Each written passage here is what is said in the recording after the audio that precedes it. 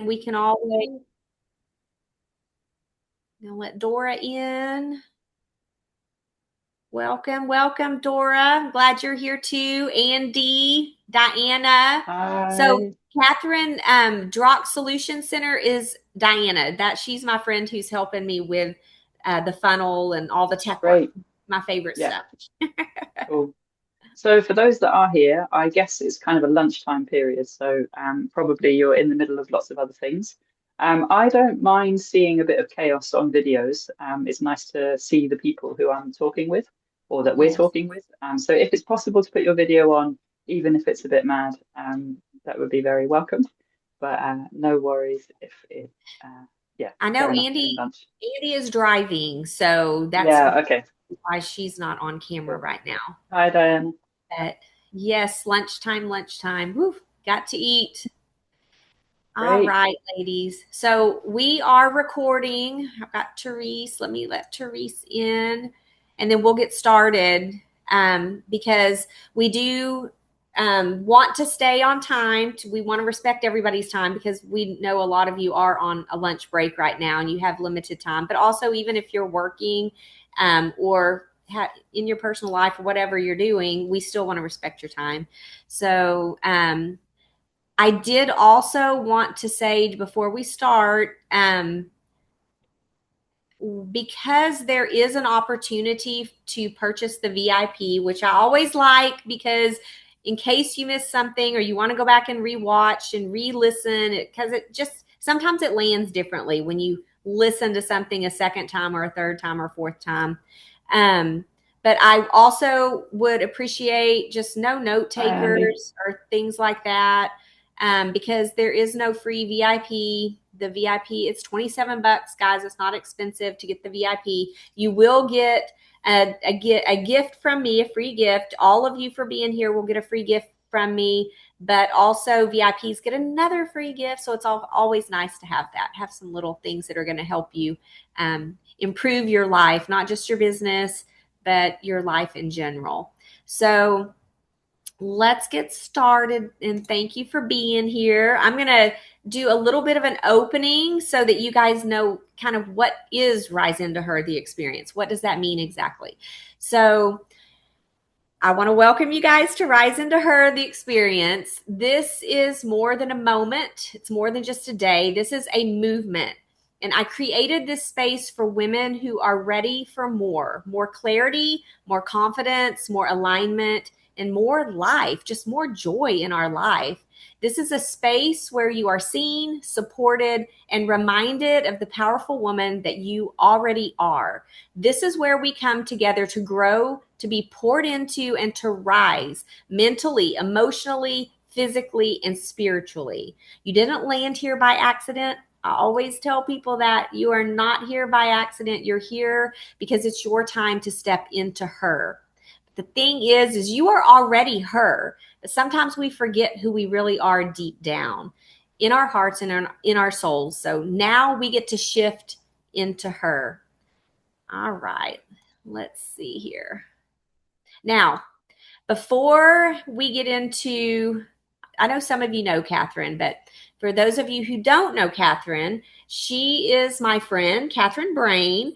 She is an EMDR therapist and embodiment coach specializing in the nervous system and how it maps with identity. She supports high functioning women who look fine on the outside but are stressed and overwhelmed on the inside. Can you guys relate to that? Because I know I can. So today, Catherine, so I want to share a story exactly how Catherine and I connected um, and with the nervous system. I don't know about you guys, but like my generation, we were not raised really knowing much about the nervous system unless you went into that as a profession, obviously. I mean, I knew we have a nervous system, but I didn't know exactly what that meant. I had heard of fight or flight, like, growing up, and you would hear about that. But through the years, it's gotten a lot deeper. There's a lot more involved. We grew up in the generation of you just suck it up, you do it, whatever it is, you do it, you do the job, you raise the kids, you do whatever it is to without asking. You don't ask questions. You didn't get tired. You just did it, and we shoved a lot inside. And I feel like the younger ladies, the younger generation, are much more knowledgeable on how they can release this stuff that we're carrying around. Like I didn't even really realize I was carrying a bunch of stuff around. So how we got onto this topic is one day I was having breakfast. I was meeting a couple of ladies for breakfast, and it was a business meeting. We drove in and parked. We were waiting on the third person, who happens to be Andy right there. And so we're just chatting through our windows of our vehicles because we had just both driven up. And I wasn't looking ahead of me, I was looking to the side. But when I turned my head through my windshield, there was a lady right at the end of my car. And I didn't know where she came from. She just appeared. And I could tell that she was either homeless or just not in a good way, right? She was a little bit older, a little bit slower, moving a little bit slower. Um, and I thought she was just going to walk by. I waved to her, said good morning, because we had our windows down. And she didn't walk by. She came between our cars, and she literally put her arms on my windshield, like, because my window was down, and had her head in the window. And I couldn't understand what she was saying. But she kept like looking at me and looking down, looking at me, looking down, like she was looking down. And then I realized she's looking at my purse laying on the seat of the car.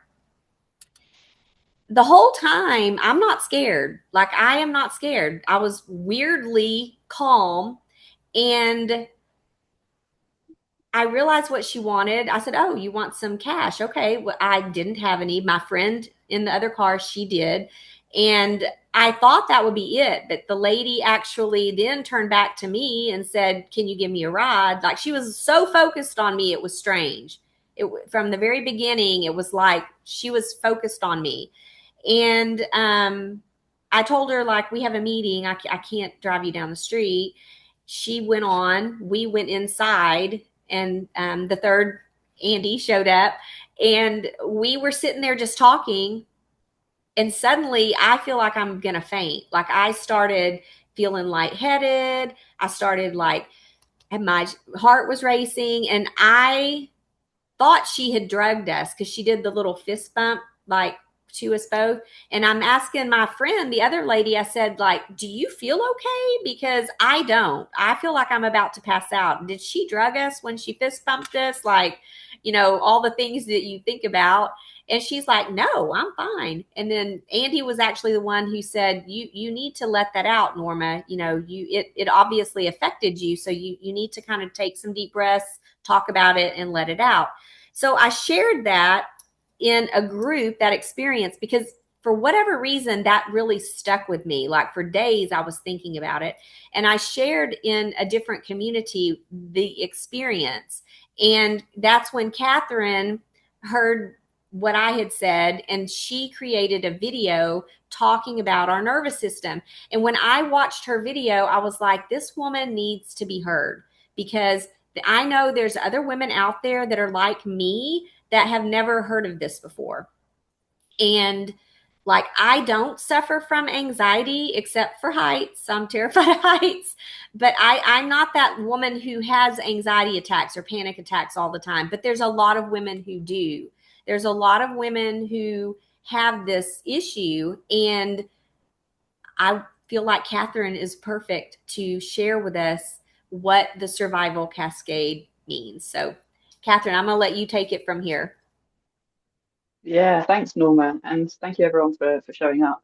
Um, yeah, I mean the backstory of how this has come together is I saw the video from Norma, and in my own journey, I've been wondering, there's so much awareness, and with every client that I work with, this is a really big part of the initial sessions to give this understanding of the survival cascade, and it makes such a difference because people can begin to track their experience and sort of have a real time way of working with what's going on for them and not making it personal, not making it about them as a personality, because it's an archetypal human evolutionary response to stress or things that happen. So I was thinking about that, and so then I was inspired to do this video very much because I was like, this is exactly why, like, because I really heard Norma's experience, and I heard in that she had been fine in the moment, because that's so often the case. We're fine in the moment, and then afterwards, her nervous system then had the release or had the kind of could catch up to the experience in real time. And as human beings, we tend to not hold this long-term view of ourselves. We sort of meet every moment as it is, and we accumulate moments, and we then make meaning about ourselves as an accumulation of those moments. But when it comes to them, to our body and our sensations, anxiety or heart, or you know, these kind of sensations that go on in our body, we often think, oh, there's something wrong right now. We don't necessarily think, oh, what might have happened a couple of hours ago, or what might have happened in the last few days? What's this an accumulative response to? We often think, oh shit, what's happening right now? There must be something wrong right now.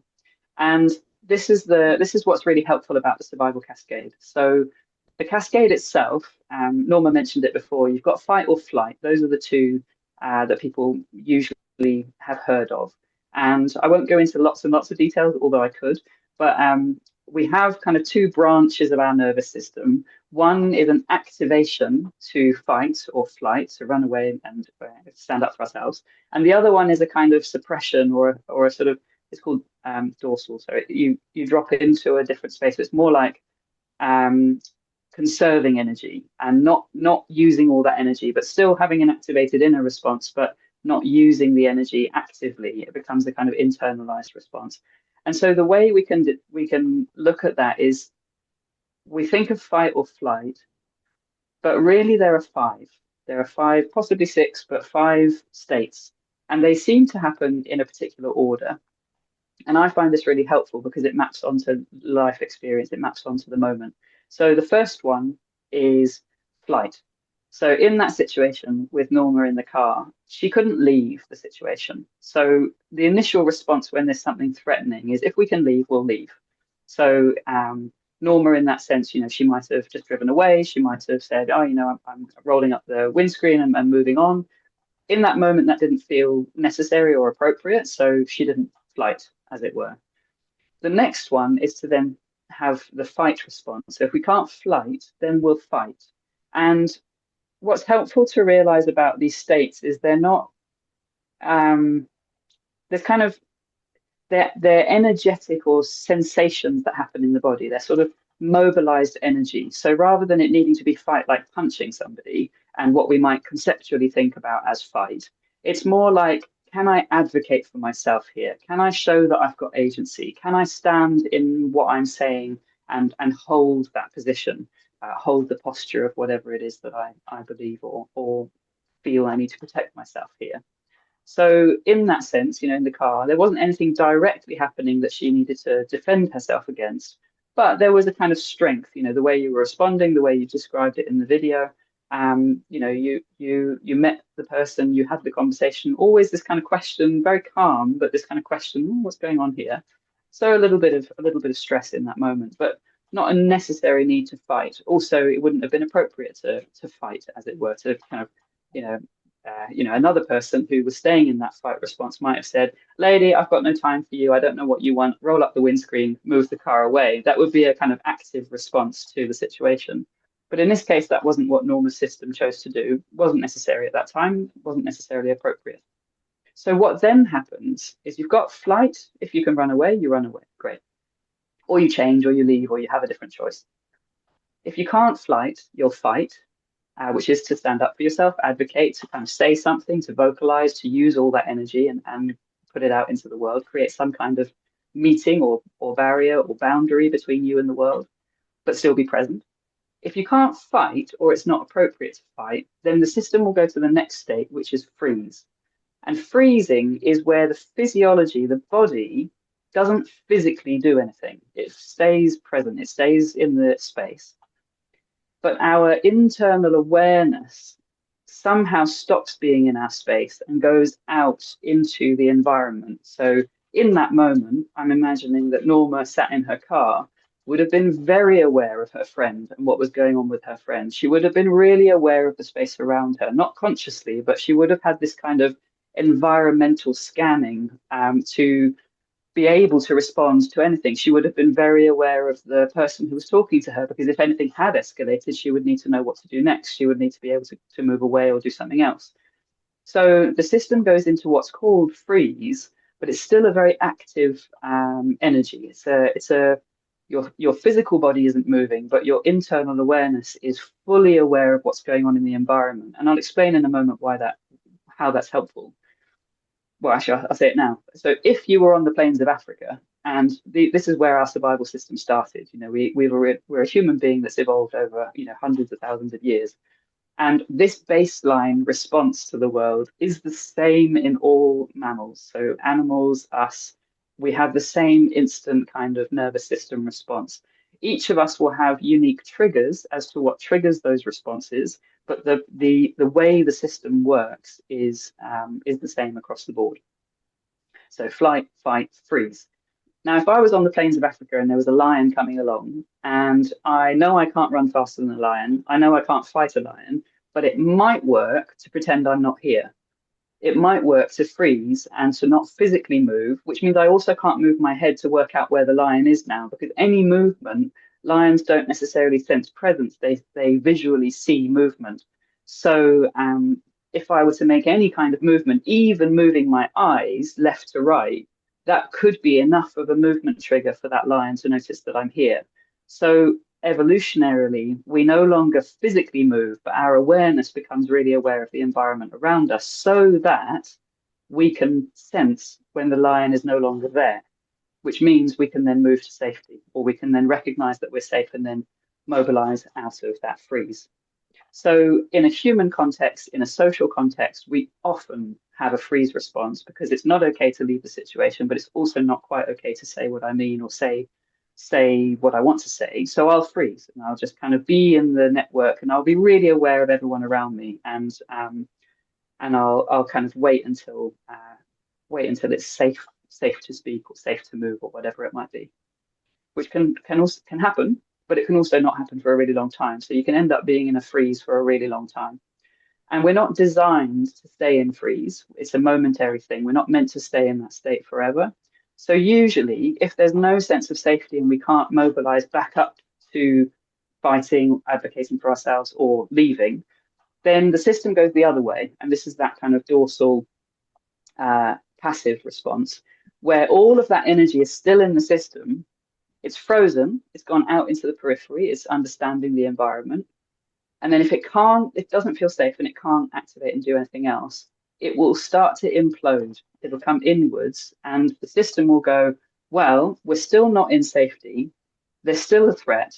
We might need this energy later. So let's conserve the energy, but still keep it. Let's keep it running so that we conserve it so that it's available when we need it. Now, long term, in a human context, that can then become a little bit of depression, or it can be a kind of emotions that might go along with it is sadness or disappointment or defeat, or well, there's no point, there's nothing I can do here, so I'll just wait here. And on a survival level, the system is conserving that energy. So even though nothing's happening, you might not be moving, you might not be doing anything, and you might be much less motivated than you were a few moments ago. It's still quite an active place to be. So it takes a lot of energy for your system to conserve that response. So that's why it can compound and become something like depression, where the motivation and the momentum just seem to not be there. And so what we need is a felt sense of safety to be able to move back up the chain through freeze, fight, flight, and make a difference, make a change in our lives. So what happens if we're in that freeze and then that flop? So that state's called flop in my understanding.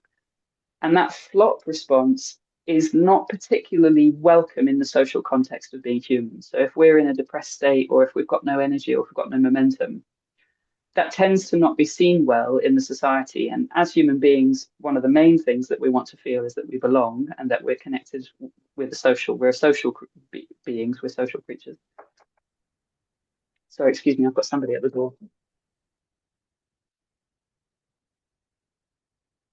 So I have so many questions for her. And when she gets through this, I definitely want to find out from her, like, when you do get to that depressed stage and when you are in the flop stage, like, what's the best way to get out of it? But in the meantime, I'm going to let her continue. Yeah, really, really nicely said. So once you're in that flop state, if you still don't feel the safety to be able to mobilize your natural energy, then you'll go into a state of preservation. So not only are you kind of energetically a little bit lower, you'll then preserve the image or you'll preserve the safety, and that then becomes what we might now recognize as fawn or people pleasing.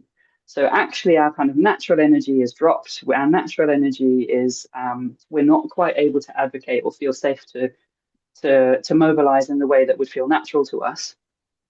So in lieu of that, we then bring the mask or the facade or whatever it is that needs to happen so that we can maintain those attachments with our work or with our social group or with our family or whoever, or even with the idea of ourselves, so that we kind of push through and kind of get on with it.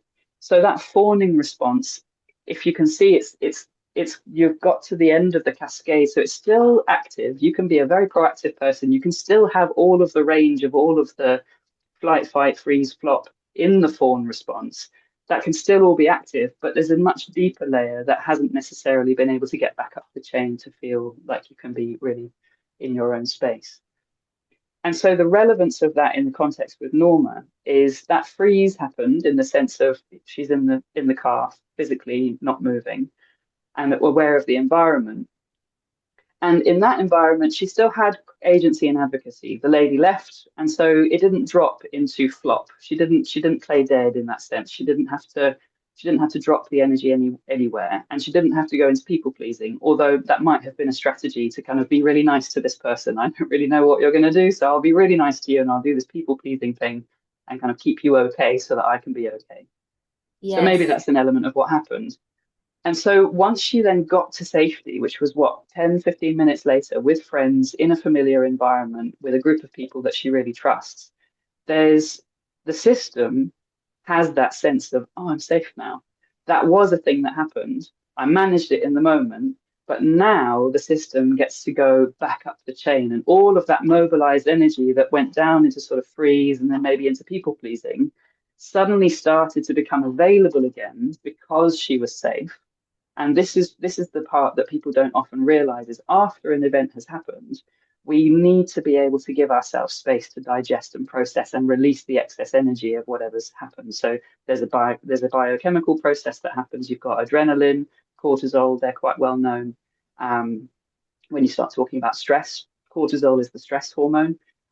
Adrenaline is the mobilized fight energy hormone.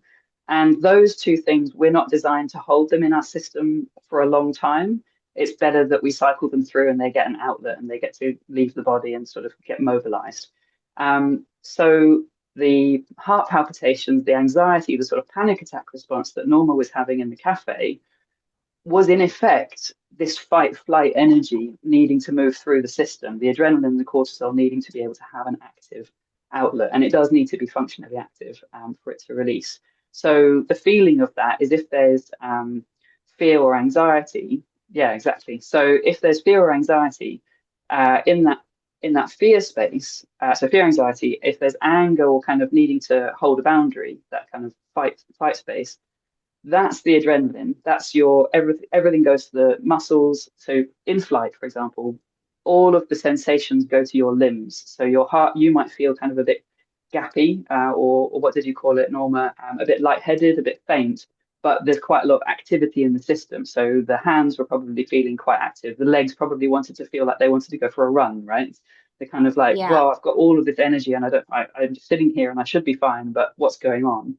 Then all of Yes. that is going into the limbs. Because if you imagine flight, your heart sends all of the energy to your limbs so that you can run, so that you've got strength and power that you don't have to think about.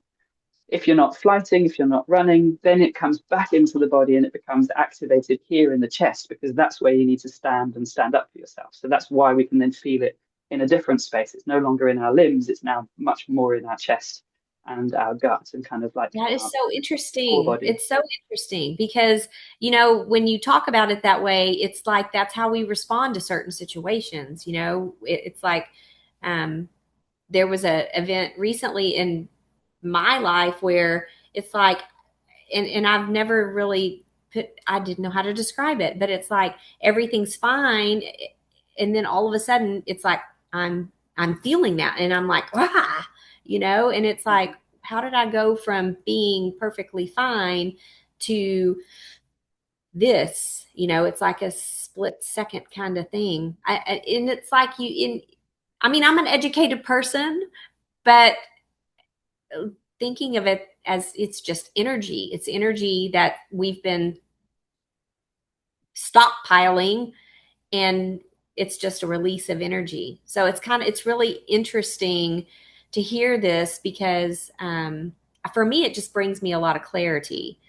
Mm. What happens? How do so many women, I say women, men do it too, but when you hold it in for so long and you're not releasing it, how do is that when is that the depression that you're talking about? Is that when you just get lower and lower and lower? And if so, then how do you get out of that?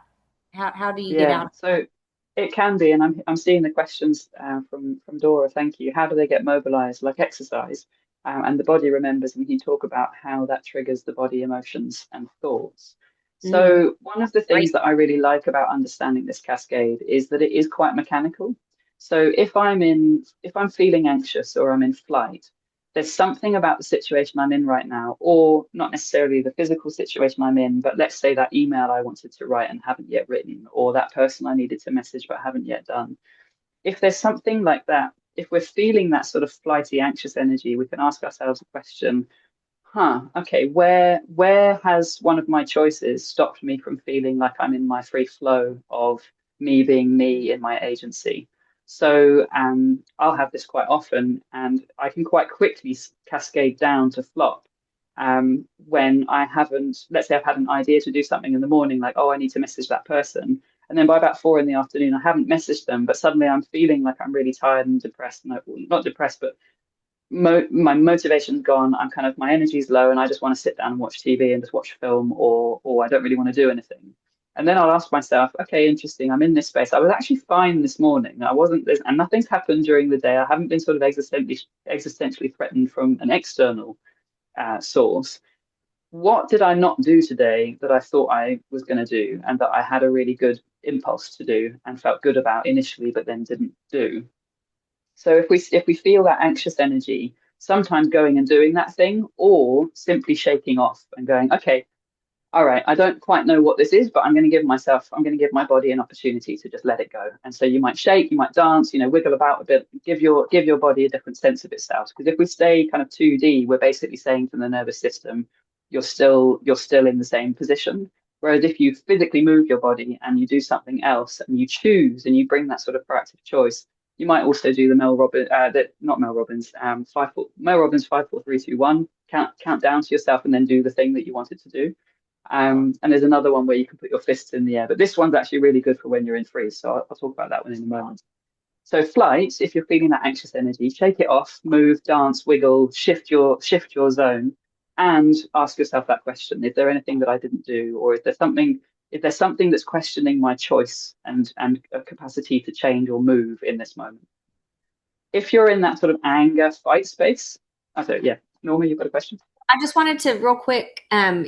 You had mentioned in your video that, like, when you talk about kind of shaking and dancing and doing, we look at that and kind of go, that's so weird. Like, why would you do that? Right. I Yeah. don't do that. The people, women especially are, I don't do that. But I mean, animals, you had mentioned that they do this. It's instinctual for them when they are running. So that I find that really interesting Yeah, that, I love that you brought that. So thanks for the yeah, reminder. So let's just briefly go back to the plains of Africa, and you've got the lion, or you've got the cheetah, let's say, or the leopard. I think it's leopards chase impalas, so we're going to go with that one. So you've got the leopard, and it's coming, and then it's chasing an impala, so something like a deer, and the impala will run, and it will attempt to outrun the leopard, and often it actually manages to do that just fine because leopards don't always need to eat what they're hunting, so they do often get bored if it's too difficult, and they sort of leave. So the impala initially will, it can't fight, it's not going to stay there. It's going to run, and it might dodge, and it might sort of do sort of a fight element. If it gets into that zone, it might sort of hit, and it's got these antlers. If it gets caught, and then it might fight off the leopard, and then run off. So the impala does everything in its power to steer clear of the leopard. When the leopard is no longer there and the impala is safe, so the leopard's got bored, it's gone off, or the impala has genuinely managed to outrun it. The impala will pause where it is once it's noticed that safety. And what you'll see, and you'll see this in a lot of mammals, and you'll see this across the board in lots of areas, what you'll see is the impala, the hide of the impala, so the skin, the fascia, the fur, all of it, it'll start rippling and it will start shaking. And you'll see like this kind of shuddering that it does. So the impala's usually got quite big eyes, it's kind of breathing so relatively heavily, and then it gets calmer and calmer. And then as it's standing there, just kind of like pausing, not really doing anything, but stopping, the hide will shake. It will have this ripple. You see dogs do it all the time. They shake. They have an experience and they shake off, and they do this big sort of wiggle. And that is the process of all of the adrenaline, all the cortisol getting its release. So it's a really physiological, beneficial process. There's even a whole modality of healing called tension and trauma release exercises that's based on this, which is all about allowing the body to shake and let go of excess trauma that it's held because it hasn't had the opportunity to shake off the experience. So the impala will shake. And then once you see the impala finish shaking, that impala is not traumatized. That impala doesn't think, oh my God, there's a leopard. I've got to be really anxious and aware, and I've got to just kind of live my life in such a way to just never have a leopard in my life again. It just gets on with it. It's kind of like, oh, okay, that was this moment. That's now finished. I'm safe now. And then it will start eating, or it will graze, or it will kind of run off and go somewhere else, or it will go back to the herd, or whatever it might be. So there's no kind of long-term memory storage or kind of long-term physiological effect of that moment. They obviously learn, like, oh, maybe there'll be benefit in the learning of having managed to escape that leopard, but there won't be a long-term trauma. Whereas human beings, because we don't have those processes, we used to have ritual, we used to have dance, we used to have kind of group social stuff that helped us process a lot of these things. And we tend not to have that in our Western society anymore.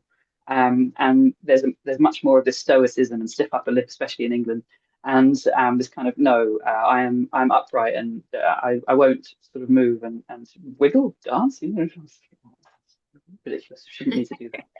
But physically, the body actually really needs the release. So we don't allow that, which means that all of that excess adrenaline and cortisol, it doesn't go anywhere if it's not moved. So it then just becomes more mineralized. It becomes structure and form in the body. It becomes tension. The fascia then holds all of the memory, and the fascia is this tiny layer of muscle that holds the whole body together.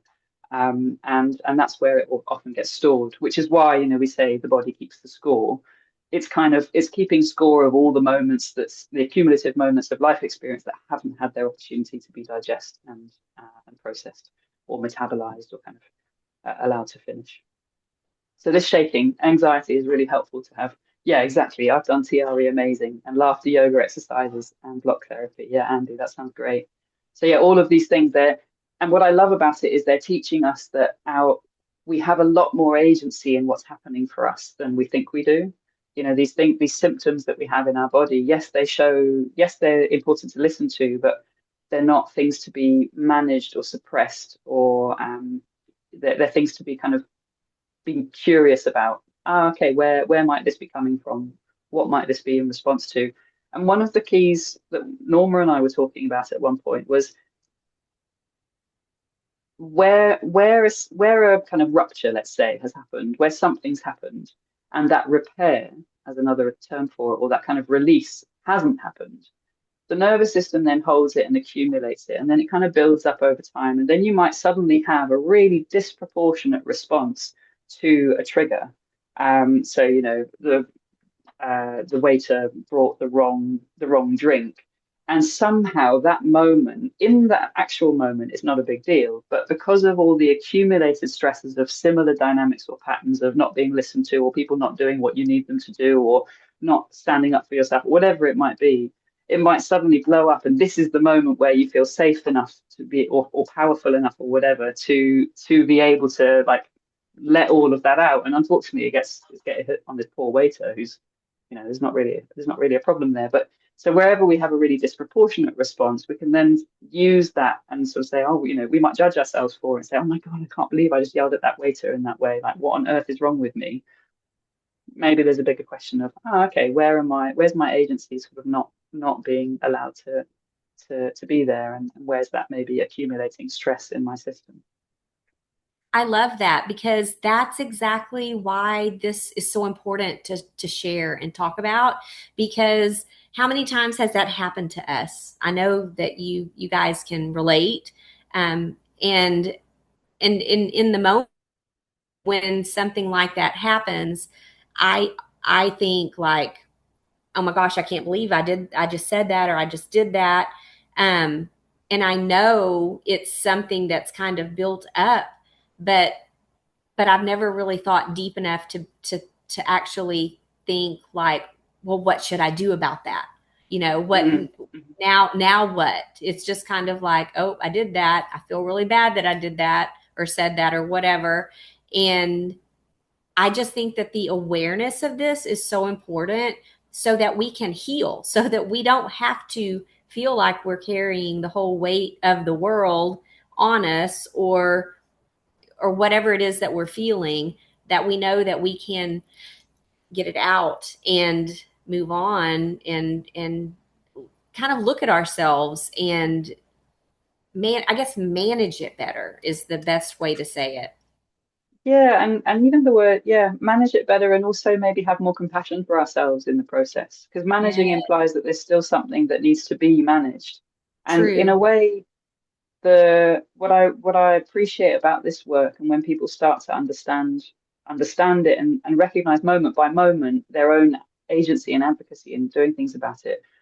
With each of those states, there's physical things, very mechanical physical things that you can do to help the system shift into a new state, which maybe we won't have time to run through here in this space. But Norma and I were talking.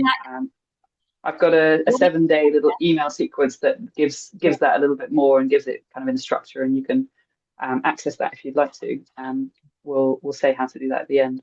But this so this management, yes, and this internal relationship, because one of the things with the nervous system is the nervous system is responding to the external world just as much as it's responding to our internal world. So if I have an experience and then judge myself for how I've responded to the experience, there's two things happening. One, I've had the experience in the world externally, and so there's a legitimate experience that my nervous system has had to do with the world. And if I then judge what's happened, I'm then having an internal impact in the world as well. So the judgment of what my system has done becomes, so the system hasn't felt safe, so it's therefore responded a certain way. Archetypal survival is meant to do that. If I then judge my system for how it responded, I'm now saying to my nervous system again, you're not safe for what you've done. So the nervous system again feels I'm threatened, or I'm unsafe in some way. So first the external world did something that caused what felt like a threat, a perceived threat. And then the internal system also threatens it. And so then, of course, the system then compounds and it starts accumulating even more because we're having this internal narrative of there's something wrong with me. I shouldn't be responding this way. So the nervous system isn't getting any of that kind of internal care, compassion, understanding, soothing that it really needs for managing whatever's going on in the external world. And that's the piece that I think a lot of people understand on an identity level, understand on an intellectual level.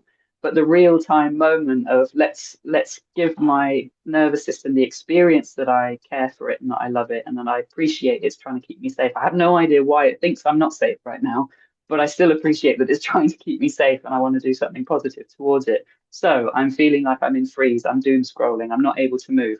All right, let's just physically change my posture. And so this is the put your hands into fists because that's you telling your system you've got agency. Raise them up in the air, and there's something about the blood flow or something in your brain. It's really helpful.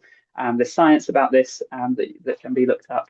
And hold that for 5 seconds. Again, the magic 5 seconds. And then even just the fact that you've done that, you were doom scrolling, and now it's the hardest thing to do. It is like the biggest marathon you'll ever run is to be in that doom scrolling space and know that you don't want to be doom scrolling and know that you need to shift your energy and not Yeah. feel like you can do anything about it. And so to then put your hand into a fist and raise it up above your head is like having run a marathon. And you should really just congratulate yourself. And the energy of that then usually allows you to shift and do something else, stand up, go for a walk, uh, get out of that kind of that space. And then, of course, the question you can ask yourself is, okay, where was my agency questioned? Where did I not have where did I feel like I couldn't do what I thought I wanted to do? Yeah. That is so powerful. It's kind of like what you're saying is just putting a lot of pieces together for me. I can't speak for anyone else here, but um, again, this was not my world. I know this is your world, Katharine. So it kind of like people who are very, very financially savvy, and they don't get that there are people out there who aren't, right? It's kind of like you. This is your world of the nervous system and how it works, and kind of you in your mind, you already kind of, and probably a lot of people that you're around are like you. And then you run across someone like me who's like, "What? That's a thing? Like this is actually." But I just feel like this is so important because we get to learn how to live better. And for me, that is my goal. That is my mission in life, is to help people improve the way that they live, whatever that means, to live more balanced. To and I mean, this is huge because all of us walk around with something that we're holding onto, and like you said, a lot of times you don't even know what it is. You don't have a clue that you're even holding on to it until something happens, and then Mm. so many of us didn't know that we should be looking at ourselves as to why that just happened. And now, just what you're saying, it's like, yeah, I'm going to be a lot more conscious. Is that the right word? I'm going to be a lot more um, intentional about when things happen, looking at it and being like, okay, why did I just feel that way? Why am I beating up on myself? Why am I, why Mm. is this happening? I'd encourage a question, why is good? I'd encourage what What? happened? Because the brain, when we ask a question, why, so it's slightly different things, not quite nervous system related, but it is neuroscience. When we ask the question why, the brain then continues to show us reasons why. Whereas if we ask the question what or how, the brain answers what or how. Interesting. So it's a slightly different. It's very helpful. Have the question why, definitely better than no question at all. And then if you can flip the question like, what happened in the last few days that I might be feeling like I am now? What happened? What is it about this situation that I'm finding it so hard to do to yeah, dot dot dot. So having these what and how, when questions, they're very anchored in time and space, then the system can generally respond to it with a bit more clarity. Awesome. But I yes, love exactly. it. Asking those questions really, really valuable. And I So think as you were talking, just to really highlight for myself, this is such an archetypal, evolutionarily human response. It is normal to have fear, anger, uh, freezing, sort of shock, shame in flop, and then people pleasing, the need to belong. There's a really normal responses. So there's nothing wrong with your nervous system doing those things. The question is, are you able to support yourself to navigate through those states? And where it feels like one state is dominant more than another, then maybe asking for support and really unpacking it, like, oh, okay, what's happened consistently over my lifetime that's led me to be in this state more dominantly than others. That can be really helpful. But in a day-to-day capacity, this compassion, it's not my personality that I have these anxiety attacks. It's not my character flaw that I've got this anger response. And people so often make it mean something about them personally, when really it's an evolutionary response which is happening in real time, which needs support and needs care and needs attention and hopefully a bit more compassion from within ourselves to start that process. Yeah. That's Yeah. beautiful because that we do that. We don't and we judge other people too that way. It's not just about judging ourselves. We judge other people. And it's like, gosh, she's Mm. just a really mean woman or whatever. And it could just be that she's been carrying around a lot of stuff. She doesn't know how to process it and she's just not happy or whatever. So, yeah, that's beautiful. So I know you guys have been putting your questions and stuff in the chat, but I mean, if it's okay with Katharine, I mean, I would love to let y'all just ask her questions, unmute and ask her whatever you'd like if you have anything you'd like to Yeah, I know. mean, while you're thinking of questions, I'll just respond to this one from Diana. So it's better to ask yourself what happened than ask why this happened. Yeah, the initial question is better to be what, when, how. And the why this happened can become relevant if you notice it becomes a pattern. You can be like, huh, interesting, there's a pattern here. I wonder why this pattern might be here. And then you might say, when did this pattern start? And that helps you then get a little bit more clarity. So yeah, why is still a really valuable question to have because it shows that there's a curiosity in the system, and curiosity is so powerful. If we can bring curiosity to what's happening for ourselves, then there's a lot more chance that we can move through things, rather than being black and white of this is or this isn't. So yeah, if why is better than no question. But if you realize you're saying why, then be curious. Oh, what other word could I use? What, when, how, where? Those questions. Who? Yeah, a little deeper. Yeah. Hmm. And you had also mentioned about your seven day, is it a challenge? Is that what you're calling it? Yeah, it's not quite a challenge. It's more just information with a few questions and prompts, and a little bit more about the exercises or things you can try to support that state change. If you notice you're in a particular in one of those five states, you can then work your way through it. Just a little bit more information. It's not in detail, but each day it'll start on well, it'll start the day you sign up actually, rather than being on a particular date. It'll be available from the 1st of April, and it'll just be something that comes to your inbox. You can read it that day, or you can read it when you've got a bit of time at the weekend. And if you find it useful, that's great. I just wanted to. I haven't done like a slideshow. There's a lot of information I've given, so you might want something that's a little bit more. I can read this and digest it and have a little bit more Yeah. action steps and Yeah, because things. it is a lot of information. It's a lot to try to take in less than an hour. How do they get that from you? I'll put my email in the chat, and if you're interested in it, just send me an email there, and I'll create a little mini mailing list for it, and then I'll send you the link. And the way it will be is once I send the link, you can then sign up to it rather than be on a mailing list with me if you don't want to be.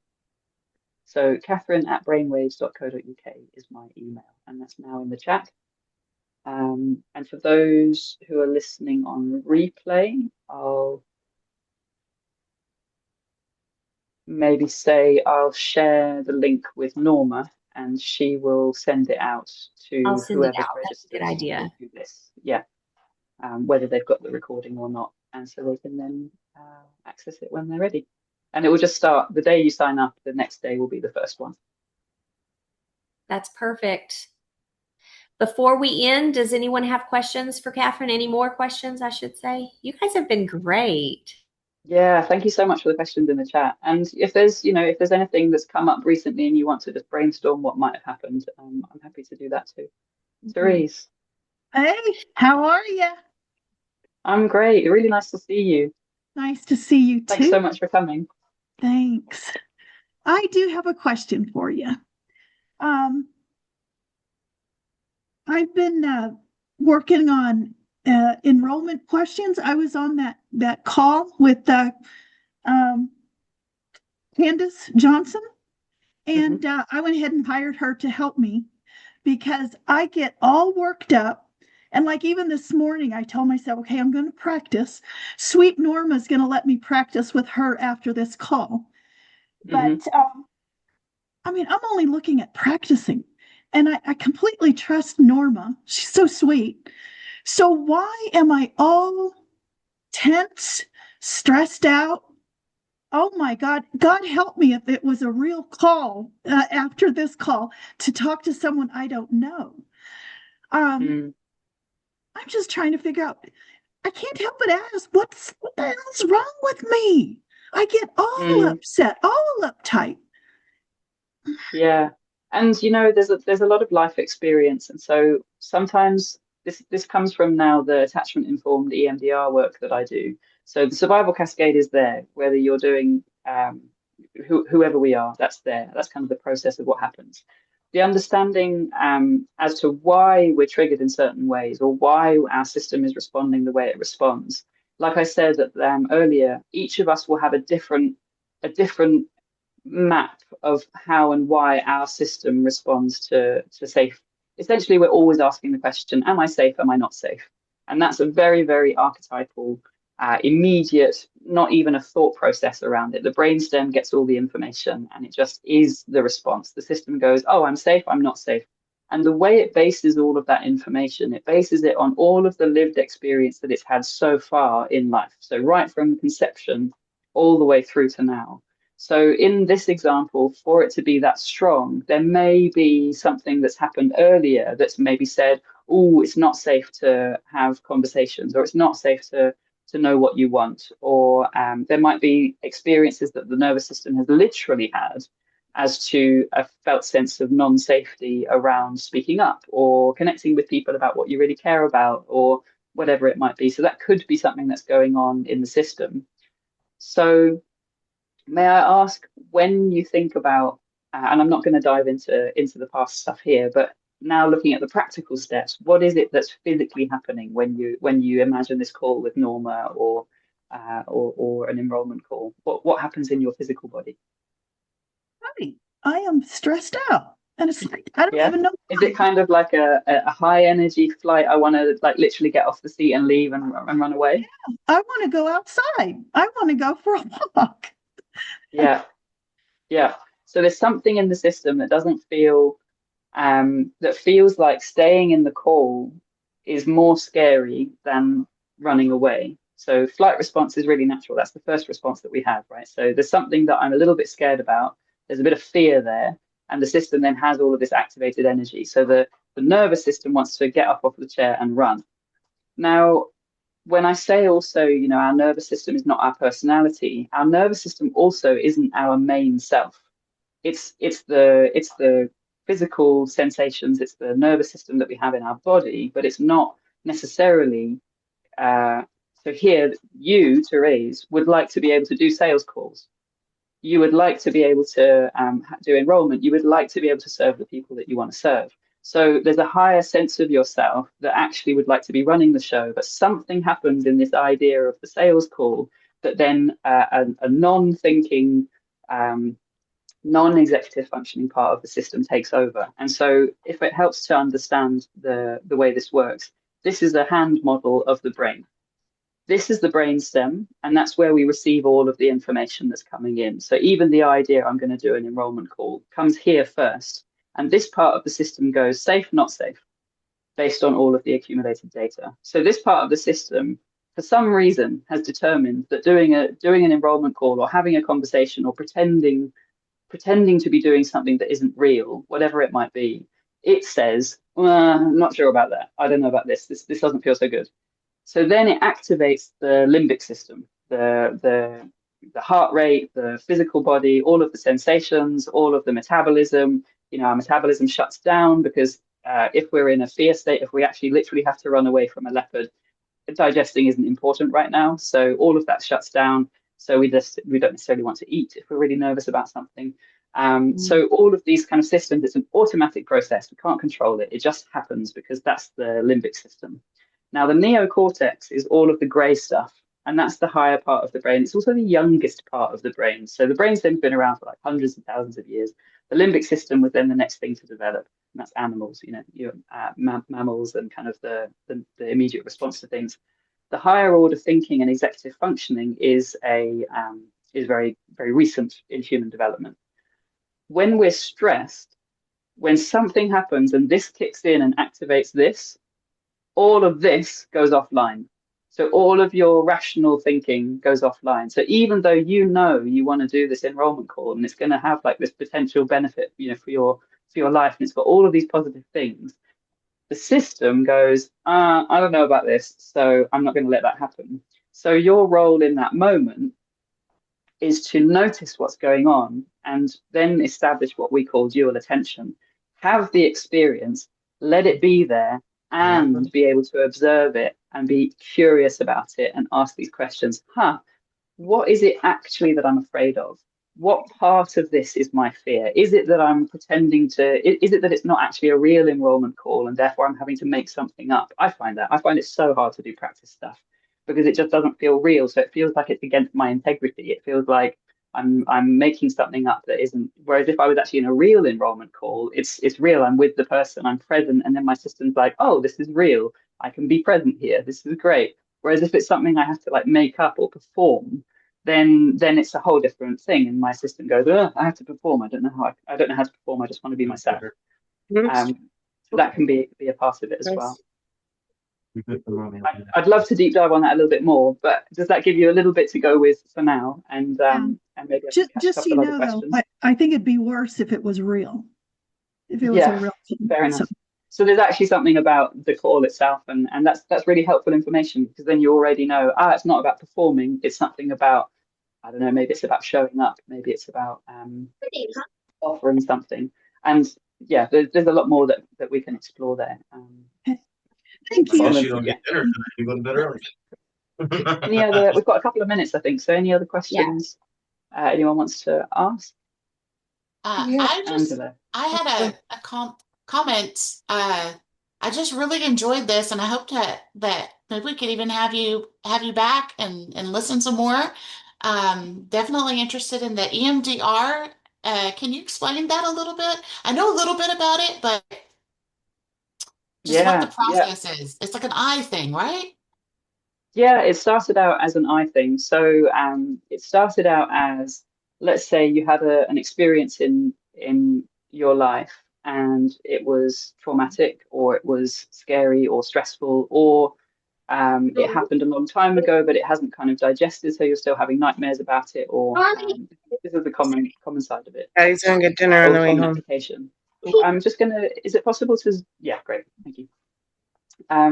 So EMDR works on the basis that we understand that when the system is stressed, what normally happens when it's not stressed is we take in all the information and our system can just process, digest, filter out what's necessary, leave what's not. And that all just gets like filed away into filing cabinets. It's short-term memory because it happens now, but then it gets filed away and it becomes long-term memory. We don't sort of necessarily remember the detail anymore because it's all fine, digested life experience. When the system is stressed, this neocortex goes offline. And so all of that processing and filtering and filing away doesn't happen in the way that it does when you're not stressed. So it then the system still receives all the information, but it just gets stored. It doesn't get filed away. It gets kind of like held in a data tank kind of thing, scattered all over the different parts of the brain as like bit part memory. So you like some part of the brain remembers that it was a green car, some part remembers that you were standing, some part remembers that this person said that thing, but it's not a cohesive, filed away, stored memory. And what that can mean is that the system is always trying to digest and metabolize. So like with the survival cascade, you have an experience, the system wants to complete the experience and come back up to full agency. And where it isn't given that opportunity, it then keeps running loops to try and get back up the chain to self-agency. Same with memories and thoughts or kind of life experience that we haven't digested. The system wants to digest it, but the way that shows up is it can only do that through sleep. It can only do that through So REM sleep, for example, is where we, file away all the information from the day. So sleep is really important. If you're not sleeping very well, then you might naturally have some issues because the system isn't getting the opportunity to digest. So EMDR, the process of it is essentially understanding all of that.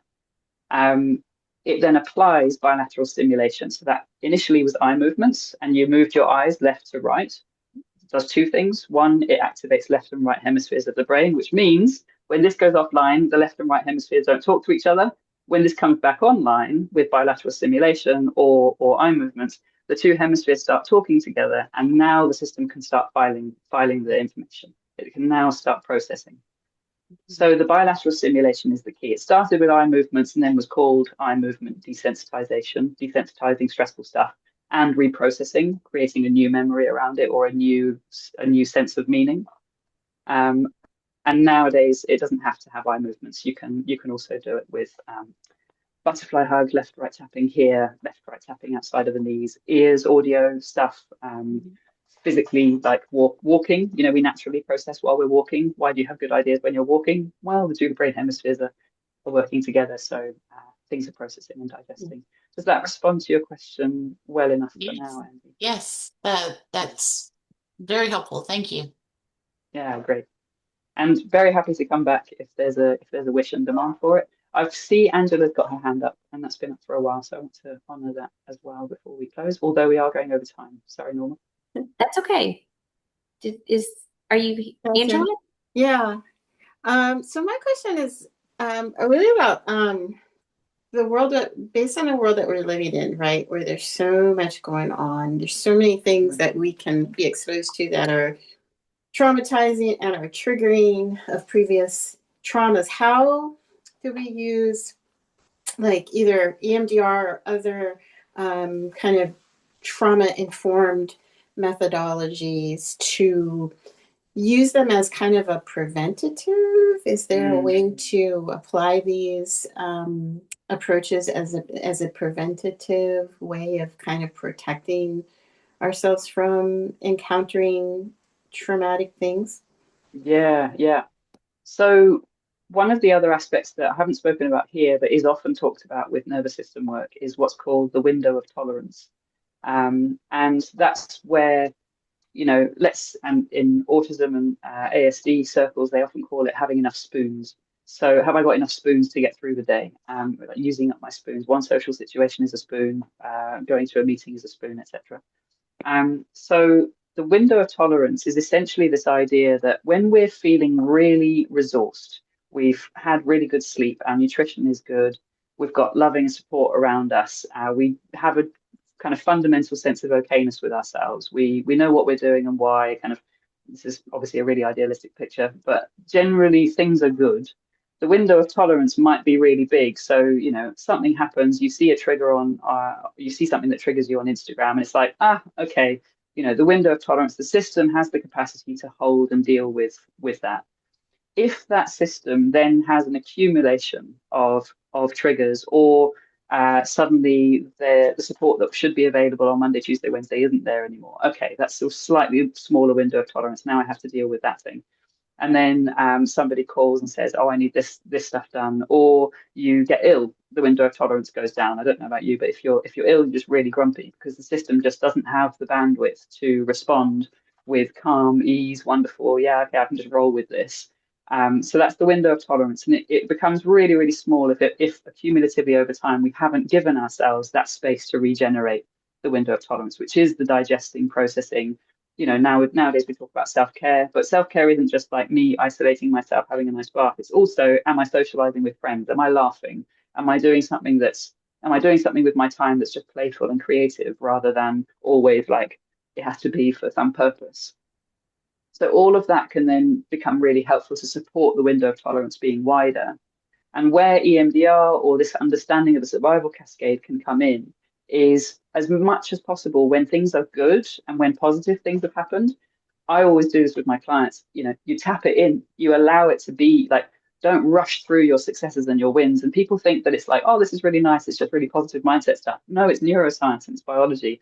Like, you actually need to give yourself the time to digest and process and receive that good experience, because the more your nervous system we have a negativity bias. We have to, because in survival, we have to be scanning for safety, right? So we have a negativity bias, which means we have to put a lot more effort and conscious presence to building up the store of the good things. So to remember and see and recognize the positive things. And that can be as simple as, at the end of the day, writing 3 things that you're grateful for, not conceptually, like I have a house over my head and I've got family that love me or whatever it is, but the butterfly that flew past my face, those tiny little moments of the day that aren't significant, but are significant to us.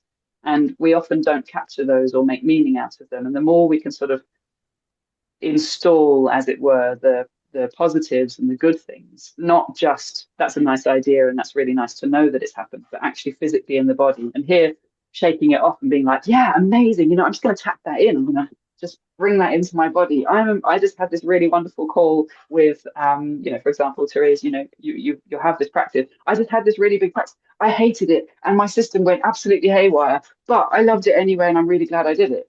Find something in the process and really allow that to be kind of logged in the body can be a really helpful, simple thing to do. And it's not like EMDR, it's not the official stuff, but it is, you're tapping in, you're crossing this midline, you're giving yourself an experience of yourself in space and time, and you're linking that with something positive that's happened. Simple stuff like that can be really restorative. Great. I love that. Yeah. Angela, have you heard of that tapping? I have heard of that. Yeah. And I actually think I learned it from Andy or heard about it from Andy. But anywhere? Like anywhere, just as long as it's top of the head, all the way down. And my recommendation is to tap all the way down to the floor and the last thing you tap is the floor. And don't tap back up the body. Always just this downloading it, as it were, kind of like tapping it in from the top of the head down to your feet, and then the last thing you touch is the floor because that grounds all the energy. I love that. If you can't reach the floor, or if it doesn't feel good, just as long as you stamp your feet and kind of have a conscious intention of it being in the floor, then that's nice and grounded. And Katharine, there's also EFT tapping, which is like right here on the, and then on the side, and then in the so if you're familiar with that, absolutely, that could be helpful as well. Yeah. Great. So much good information, you, ladies. I love it. And Robert, not leaving you out. So anything before Angela, did you have another question for Katharine? No, I joined a little late, but I just so appreciate both you, Norma, and Katharine being available to have this session. I think it's so much needed today in our society. I agree. I feel like that it is needed, and I don't know where I've been. Sometimes I wonder, like, where have I been living under a rock? Well, why have I not heard about this? But I know about it now. I'm learning, and that's why I wanted to bring it to you guys so that you could hear about it also. And yes, we will definitely have Katharine back, and we'll do this again so we can learn some more. But I'm so happy for you guys to be here. This is my first Rise Into Her, the experience. We will be having more with different people. Thank you for the love. But yes, we're going to do it again. And, just we're going to learn. We're going to become better. We're going to improve our lives and be happier doing it. Right. And so that's why I created this space. And it was all based on this experience that happened to me in the conversation with Katharine. And it's like, it just created something I think is beautiful. And I'm happy to see where it goes. And with you too, Katharine. And thank you for sharing. So anybody that wants her 7-day reset, I'm not sure. I'm like naming it all kinds of things, Katharine. Yeah, that sounds great. We can call it a reset. I'm just calling it a 7-day reset. We'll just do that. But whoever wants it, she's got her email there in the chat. Reach out to me, reach out to her, and we'll make sure that you get that. It's going to be available on April 1st, right? April 1st, yeah. It won't be it's not an April Fool's, but it can be received with lightness and joy. Yes, yeah. I love it. Okay, well, thank you guys for being here, and I look forward to the next one, and we'll get you back, Katharine, soon. She is actually like going across the world right now, is traveling. So it may be a little bit, but we will definitely have her back. Yeah, I'll be back in the UK on Wednesday, so and then I'll be Awesome. there for a good few months. Yeah. Awesome. Wonderful.